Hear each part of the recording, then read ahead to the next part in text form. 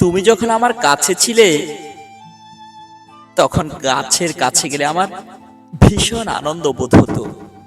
লতা পাতার উৎস দেখে আমি সারাদিন তার কাছে ঘুরে বেড়াতাম। কোনো কোনো দিন পাখিদের ভাসভূমিতে আমার অনেক উপখ্যান শোনা হতো। তুমি যখন আমার কাছে ছিলে তখন প্রত্যহ সূর্যোদয় দেখতে যেতাম। তোমাদের বাড়ির পুরনো চাঁদে তোমার সেই দজ্জাল ভাই সারা রাত তাস খেলে এসে পড়ে পড়ে তখন ঘুমাতো। তুমি যখন আমার কাছে ছিলে তখন আমার রোজ ভোরবেলায় ঘুম ভাঙতো। যেতাম প্রকৃতির কাছে, মানবিক অনুভূতি নিয়ে। মানুষের দুঃখ দেখে আমার তখন ভীষণ কান্না পেত।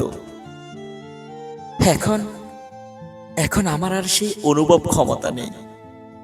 মানুষের নিষ্ঠুরতা পাপ দেখেও আমি দিব্যি চায়ের দোকানে বসে হাসতে হাসতে চা খাই।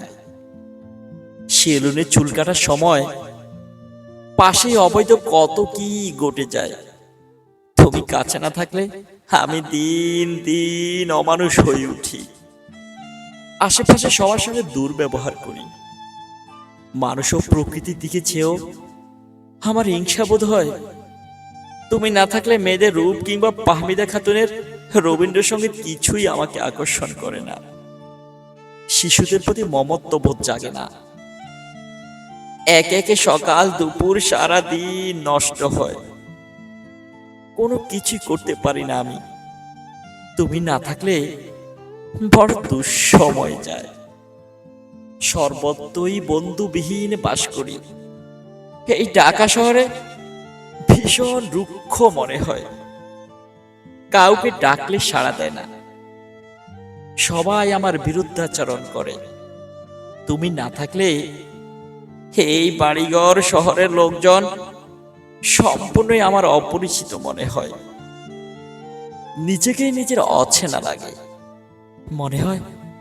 মনে হয় দীর্ঘদিন থেকে আমি যেন কোনো অজ্ঞাত অসুখে ভুগছি।